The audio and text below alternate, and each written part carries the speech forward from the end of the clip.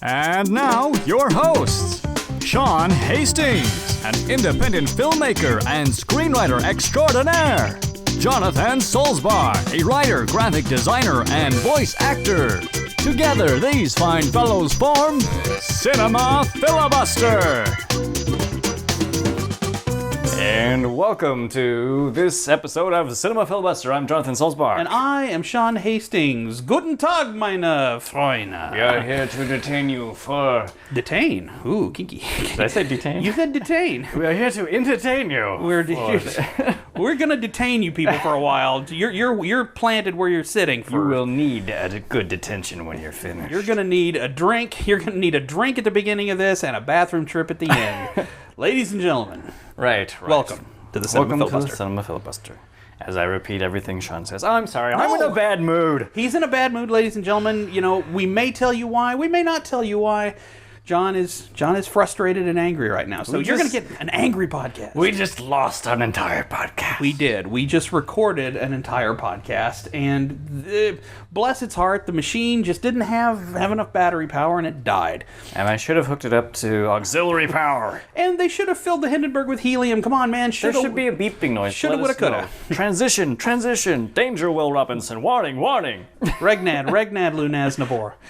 So... as we did just a few minutes ago. Well, 45 minutes ago. Right, we're going to talk about Ghostbusters. Who you gonna call?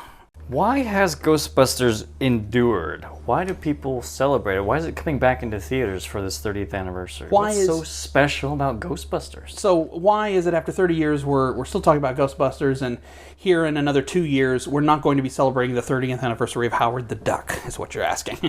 Whoa. You may not be celebrating. I will. No, I love Howard the Duck. Howard the Duck is a great movie. It's not one of my five, but it's a great movie. I enjoy it immensely. But Ghostbusters is, if you will pardon me from stealing from another film, it is a perfect storm of what it takes to make a movie. In the sense that a perfect storm is where you get a dry line meeting a hurricane, and you have a hurricane meeting a thunderstorm, and it turns into this giant monster. Ghostbusters, every piece of Ghostbusters, and I'm talking from special effects, which were done by, of course, Ben Edlund from Industrial Light and Magic, one of the Star Wars geniuses, to the writing, who was written by Dan Aykroyd and Harold Ramis, and the direction, Ivan Reitman, one of the most brilliant comic directors of all time. In fact, he's probably my favorite comic director of all time. At the top of his game, you have this collection of comedic genius actors who play these three parts.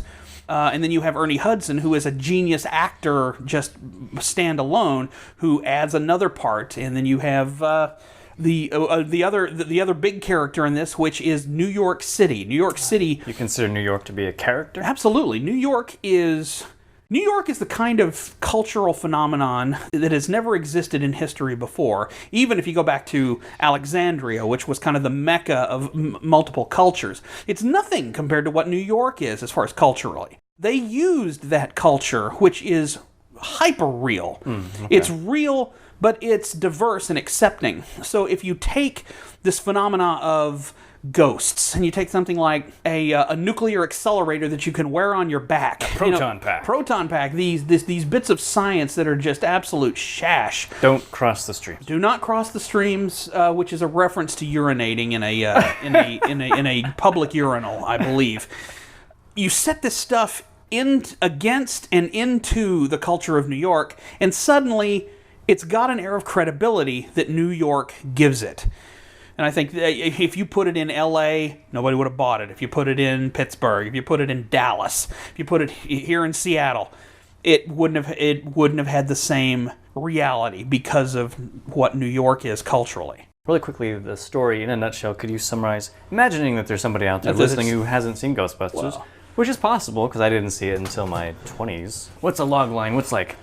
It's a story about a guy and a girl. You meet Cochise. First you hate him, and you fight. Then you become to respect him, and then finally at the end, you're friends. That's from the Three Amigos. No, in case anybody didn't know that. Ghostbusters is about these three very brilliant, socially awkward scientists who get an idea to start an extermination business, get the money, go in, find fame and fortune, and come against foes both real and unreal to save New York. So is it like an underdog story? It is. It's very much an underdog story because you have two villains in this film. You've got Gozer and you have Walter Peck with the EPA. Walter Peck's a real villain. Walter Peck is someone that we would run into. In fact, Bill Atherton, the guy that played Walter Peck, he nailed that role in a way that I don't think Robert De Niro could have. Al Pacino couldn't have created this character like William Atherton did. William Atherton is a very, very good actor. In fact, he's a very underrated actor. But he created this character who was realistically despisable because he is every he works little for a government agency. Well, he's every bit this officious little puerile rules jockey that everybody hates, and he defines himself by the power that his position gives him, not by the content of his character, if you'll forgive me paraphrasing Dr. King. He bolsters his own ego by making his job more important, so by association he will be more important. And then when the Ghostbusters become famous, he attacks them and goes after them because you bring down the Ghostbusters, you're going to be on the front page of the New York Times as the people that defrauded the celebrity Ghostbusters. No spoilers. No spoilers. But he is, and that's just something they have to fight, but that's real. If you were starting your own exterminator business, just killing bugs or something, you would still have to deal with a Walter Peck, probably. It's kind of a trio or an ensemble, you might say. It's Bill Murray. Bill Murray plays Dr. Peter Venkman. Dan Aykroyd. Who plays Dr. Raymond Stantz. Harold Ramis. Harold Ramis plays Dr. Egon Spangler. And supporting characters, Sigourney Weaver. Sigourney Weaver plays Dana Barrett, the cellist with the New York Symphony. And Rick Moranis is Louis Tully. Okay. Louis Tully, hey, how's it going, everybody? Okay, you want to come back later? We're gonna play some Twister. And we're gonna do some break dance. I can't ever get through that line. You know what I'm saying? We're gonna do some break dancing. Interestingly enough, that part was originally slated to go to John Candy. Oh, I love John Candy. I do too. He's another one I miss terribly. And again, I think that's a what a difference between those two. Physically, yeah, because Rick Moranis is a little guy, and John Candy, weight notwithstanding, is a tall, broad. I mean, he's a Viking of a guy. I would have loved to have seen John Candy's portrayal of Louis Tully. He may have been too likable. I mean, I think Moranis was more of a Weasley sort of... Kind of, yeah, I think... You don't dislike him, but he just kind of...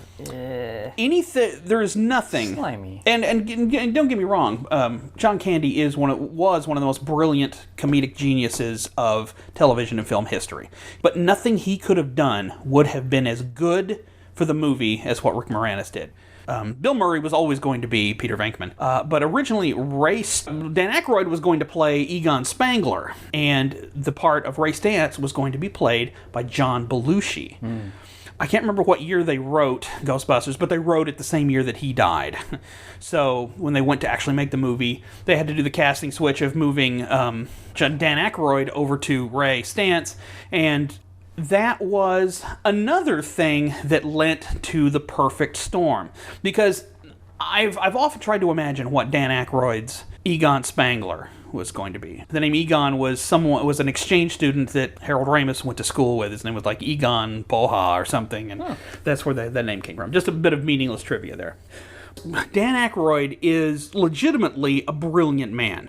You know, comedy notwithstanding, he has one of the most remarkable brains on the planet. Forget Hollywood. He's truly a brilliant, brilliant man. Well, next to Sean Hastings. And James Cameron, maybe. I'm pretty good, but you'll never. I don't think you'll ever hear anybody say this. But I'm pretty smart, but I'm no Dan Aykroyd.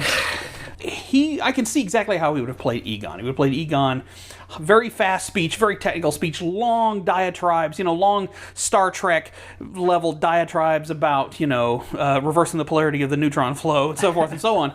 But he is so much better suited to play Ray, because I can imagine John Belushi's Ray would have been like... was it Wild Bill Zuko from 1941? Just nuts! And Ray... I'm the guy, and Ray Stantz is the guy who, once he gets all this money, goes out and buys a 1959 Cadillac Eldorado hearse because he likes it, even though it needs new brake pads, lining, steering box, transmission. He goes to this litany. It needs to be thrown into the East River, but he buys it, spends way more money than he needs to, to build it. That's big. And Ray Stantz is kind of the energy, the vitality. When you take that character and put Belushi on top of it, I think he would have gotten big. Whereas Aykroyd's Ray Stantz is human. And again, that's what this movie needs. The three main Ghostbusters, our Kirk, Spock, and McCoy, need to be real people. What about that fourth Ghostbuster? Oh, Winston? Winston Zedmore, Your Honor. I have seen that will turn you white. And yes, I supply my own beep. Self-censoring. Gotta love this guy. Hey, there's kids listening, man. There's kids. You can't use words like. But It's funnier when you make. Winston Zedmore is us. Winston Zedmore, of course, played by Ernie Hudson, who is a very brilliant actor. He's an incredible actor.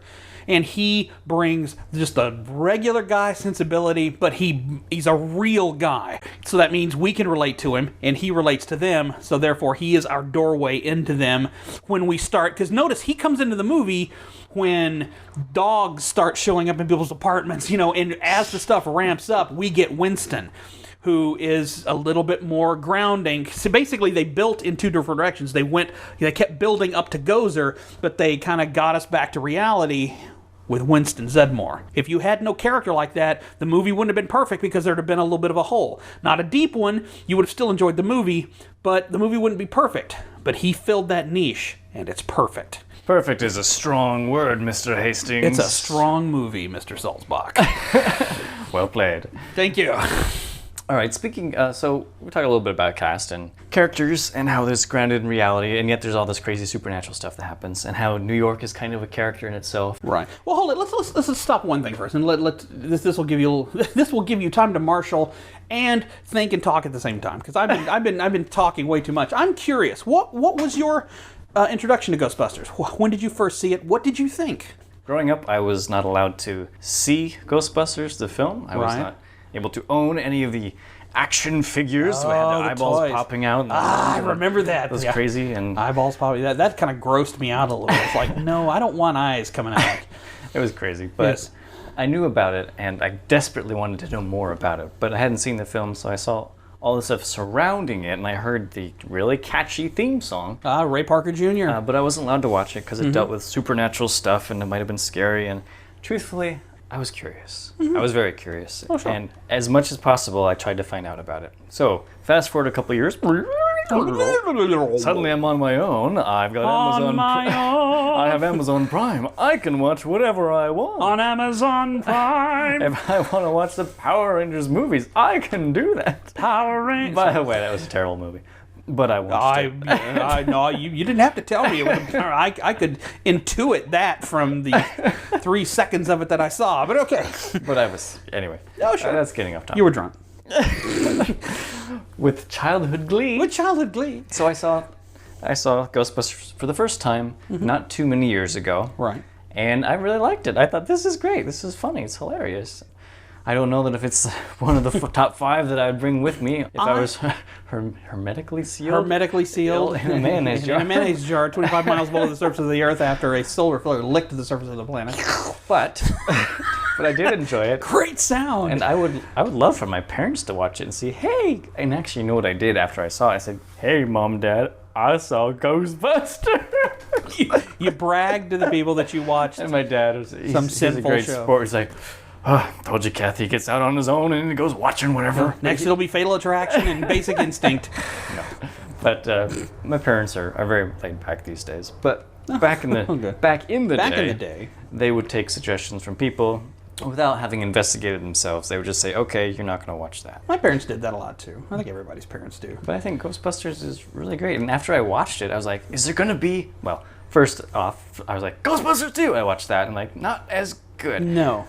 And then I was like, okay, well, is there going to be a Ghostbusters 3? Because there are a lot of movies that are getting revivals recently. Sure. There's all kinds of threequels happening. Men in Black 3, finally, after 20 years! Which was whatever. Freaking good. I loved Men in Black 3. Which I've still not seen. Oh, yeah. Oh, dude, you got to see that one. That was excellent. Then there was, at the time, there was another Rocky movie, Rocky Balboa. Rocky Balboa. There was even another Die Hard. So it was like, okay, movies from the 80s, give them a new sequel. So I was like, is there going to be a Ghostbusters 3? Yeah. And that led me on this wild goose chase, hunt, whatever you call it, to find out more information. Find out, when or if it was going to come out. Yeah, because it's been bandied about so much. It's mutated. Yeah, it's not what it once was, especially now that dear Harold Ramis is no longer with us, sadly. They couldn't get that project off the ground, so he up and died. I know. He did it out of spite. Probably. He said, "Okay, Harold." No, he said, "Okay, Bill, you don't want to be in Ghostbusters?" He did it on his doorstep. No, he didn't. But I like Ghostbusters. I have considered buying a Stay Puft Marshmallow Man t-shirt just because I think it's awesome. When I walked out of the theater the first time I saw it in 1984, I saw it at, I believe, and if any of my movie friends from Abilene, like Casey's listening to this, he would probably correct me, but I believe we went and saw it at the UA Cinema 6 at the Mall of Abilene. And when I walked out of that parking lot, the lexicon of my science fiction universe had changed. Something had been added in a very, very poignant way. I mean, before Ghostbusters, and Ghostbusters is as important to me as Star Trek and Star Wars in terms of just what it lends to the size of my world, because before that I had Star Wars, Star Trek, Raiders of the Lost Ark. There was a Ghostbusters role-playing game that came out in the late 80s, and of course, I was a role-playing nut. You had 4 stats. One of them was called Chutzpah. It's designed to be fun. So what we did is we set up, the whole premise of the game is you set up your own Ghostbusters franchise. And we, of course, set one up in Abilene, Texas. Abilene, Texas needs a Ghostbusters franchise. In fact, it was an old defunct mall. We even went out. It was the Westgate Mall, which is down the street from my house. It was a defunct mall. It had nothing in it. It had been vacant for years. That's a perfect setup. We bought it. we put a hangar in it for a C-130. We don't know where we got the money to build this franchise. You mortgaged your house. I mortgaged my house. Absolutely. That's where I bought a $4 million Lockheed cargo plane.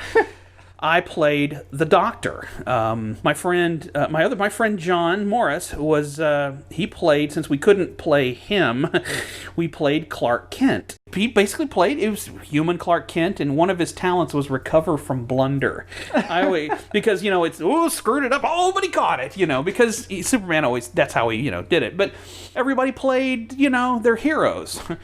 The fact that I connected people's heroes with Ghostbusters, it's not just a matter of you're happy because you laughed, this was funny, ha ha ha. But at the end of this, something has been accomplished. You feel like you've gone on this journey with these guys who you like. If you look at what they did at the end, going to fight Gozer the Gozerian, who was a demigod, who was, nothing on Earth could have, they were the only thing on Earth that could have handled it. Like Egon said, there's definitely a very slim chance that they were going to survive. And then at the end, the only way they could stop her was to alter the flow through the gate and cross the streams, which they basically knew they were going to die, but they did it anyway. And that's a nobility that I think a lot of people can admire. And I admired that. I think the Ghostbusters are heroes in every measurable sense of the word, but they're real people heroes, which is why we like them so much. Fighting ghosts is kind of it's a symptom of their job. Their job is being heroes. Their job is being noble, and they did it. I didn't realize there was so much goodwill brimming from the cup that is Ghostbuster. And that's why. And again, I think that's one of the big reasons why people like it so much. The fact that people watch it over and over again and like it is because of the characters, because of those guys, including Winston. I think it has pretty well-placed special effects. And it's not an effects-laden film. Oh, no. But all the effects in there are pretty fun. I mean, you've got Slimer, you've got the ectoplasm, you've got the Stay Puft Marshmallow Man. Funny us going out like this, being killed by a 60-foot marshmallow man. I think you hit the nail on the head earlier. You're saying that it's grounded in reality, but it's still kind of out there. And I can see kids, and they probably did this in the 80s, running around in Halloween costumes with their proton packs and catching ghosts. And Casey and I built one. Casey's little brother wanted to do a Ghostbusters parody movie, and we were building, we had pieces of wood, and we were putting like a saucepan on it. We were building a proton pack for these little kids to walk around and play Ghostbusters in. We never made it, sadly. Oh, no, we never made it, thankfully. Forget sadly, I don't know that would have been one that I would have remembered. Not like our Telepath versus the Robot Ninja movie that we made. Oh, classic. Oh, it was. And I haven't even seen it. You haven't even seen it. It's probably the first you've heard of it. But more on that later. Heavy on the moron. Rhymes with boron. Boron! with everything that's been bandied about with the third Ghostbusters entry, will it, won't it happen? Mm-hmm. Do you think it can exist without Bill Murray at the centerpiece? We didn't touch on him much, but he was kind of the driving... Well, he was. He was the star. If you had to pick the star of Ghostbusters, it was Bill Murray and Pete Venkman. It is an ensemble, but you remove him and suddenly you don't get that dry, sarcastic sort of... And he's the one that came up with the idea. He is the initiator of the entire plot, in a way. And plus he has a romantic subplot. True. So you're right. With a line from a film that I thought was about to turn into a musical, when he goes, call it luck, call it fate, call it karma, because the music is swelling at that point too, and he's on pitch with it. So I thought, call it luck, call it fate, call it karma. I think we were destined to get thrown out of this dump. I think you and I are going to business of our own. It's going to take a load of bread to capitalize. Where are we going to get it? I have no idea. I don't know. And then it's them coming out of the bank. But that's my family home. I was born there. It's okay, Ray. Everybody's got 3 mortgages now. But at 25%, you didn't even bargain with the guy. 25%? For your information, Ray, the interest rate alone for the first 5 years comes to $95,000. It's okay, Ray. The franchise rights alone are going to make us millions. And again, I could do, right after Jaws. John Hastings, the one-man show. The one-man show, Ghostbusters. I haven't been quoting it a lot because I don't wish to bore you. Even though I like doing Louis Tully. Louis Tully's a lot of fun. But Louis Tully has the best line, and I have tried to remember it, but it's so long. It's when he is Vince Clortho. He has been taken over by Vince Clortho, the Keymaster. And it's one of the most brilliant spiels I've ever heard because it's talking about other dimensional goings-on. And the traveler would come in the shape of a large moving torg. Many Zools and Slors knew what would be roasted in the depths of the Slor that day, I can tell you. That was babble. But somewhere, in some dimension, that made sense. And you believe it. You believe all that just gobbledygook that just came out of Rick Moranis' mouth. But somewhere in a dimension... Somebody goes, yeah. Ghostbusters, it's a movie that makes you want to believe. It does. And it makes it easy for you to believe. I'm killing the music. That's the other thing. And that's the one thing, though, through the entire year of 1984, Ghostbusters was one of the biggest, it was one of the biggest videos on something we used to call music television. You kids don't have that these days. Music television? Music television. It was a channel that played nothing but music videos. What? It was so cool. I believe they call it MTV now, which has nothing to do with it. It's basically Munchoid TV now. I don't know what it means. Who needs that? You've got Yahoo and... Did I say Yahoo? I'm sorry. YouTube. YouTube. Well, Yahoo. Why not Yahoo? Yahoo. And the internet killed MTV. Yeah, the internet killed the video star. Which the irony is why? Because there's a song, Radio Killed the something. But the deeper irony is that Video Killed the Radio Star was... I don't know. The first song ever played on MTV. Oh! But I'm on Booch. Yeah, Video Killed the Radio Star was the first song ever played on MTV because video killed the radio star, and now YouTube has killed the video star. Which was not the first video played on YouTube. The first video played on YouTube was either a cat fighting something or... we will not speak of. That would be a fantastic bit of trivia. What was the first thing? Yeah. To anybody listening, if you can tell us what the first video was on YouTube, we will give you a cookie. We will. We'll send it to you. Somehow. Maybe it'll be digital, a picture of a cookie. Or no, we'll pack it in cosmoline. Sure. Which is what they used to pack guns and stuff in World War II. It's kind of like a petroleum jelly, but it's a good preservative. Like Spam. Like Spam. No, Spam is preserved. It's not a preservative. We'll put a cookie in a block of Spam and send it to you, and the Spam will keep the cookie fresh. Delicious. Delicious. But I was going to say, the Ghostbusters music was played everywhere. It was not just on MTV. There was a show called Friday Night Videos on NBC. You could not escape it. It was everywhere. But the thing is, you didn't want to because the song is phenomenal. So Ghostbusters permeated every nook and cranny of society until like 85, 86 because the song just kept playing. Right. So the song did as much to help the movie as anything did. I remember the ice cream man came in the neighborhood once and I had a Slimer ice cream pop. You did? Slimer. And it had pink gumball eyes. It was wonderful. Pink gumball. Anyway, sorry. No, but see, it permeated ice cream, you know. And I wanted it because it was Slimer. It was exactly right. And this was years removed from the movie because I was born in '84. So technically, you could have seen it at the theater. You would have just been you would have been a few days old and wouldn't have known anything about it. But I also had Slimer bubblegum. Oh yeah, you told me about that. That stuff in the tube. Goop. And now that I think about it, that's kind of gross. It was probably not good for you either. It's probably, the preservative that they use in that is the same preservative that they use to keep corpses fresh for autopsy. I was just so happy to have it because it was the only thing Ghostbusters related that I was allowed to have. I don't know if that was a parental oversight. They just didn't realize that the bubblegum I got had Slimer on it, but well, it made me a happy boy. That's, Ghostbusters does that. It makes people happy. And I'm not surprised at all that it is still rocking after 30 years. And I think, in another 30 years, we're going to have this Ghostbusters 60th anniversary edition with commentary by the children of all the people who have died in the film. Well, that's a really grim perspective. Maybe they'll ask us. Maybe we will do the commentary track. Because by then people will know Sean and John. Well, by then, it's from Cinema Filibuster. Our star will have already ascended into the heavens at that point. And we will, our opinion on Ghostbusters will matter more than most, unlike now. Speaking of opinions, to the people listening to this show, yes, whether you're listening... Hi, everybody! Whether it's through iTunes, SoundCloud, YouTube, cinemafilibuster.com, however you're listening to our podcast, we would love and appreciate to get some feedback. And hit the like button. Dang it! Yeah, if it's on YouTube and you are hit the like listening button. to the video version, we just want to know that people are listening. Yeah, basically, John and I are busy men, and even though we love doing this, if you're not listening to it, we're gonna go find something else to do. We're gonna cry. No, we'll probably keep doing this because it's so much fun. Is. We will. But we would really love to get some feedback from the audience. Let's put it this way: if you guys really like this stuff, you might start getting one a week if you really like it. Whoa. Hey, I know.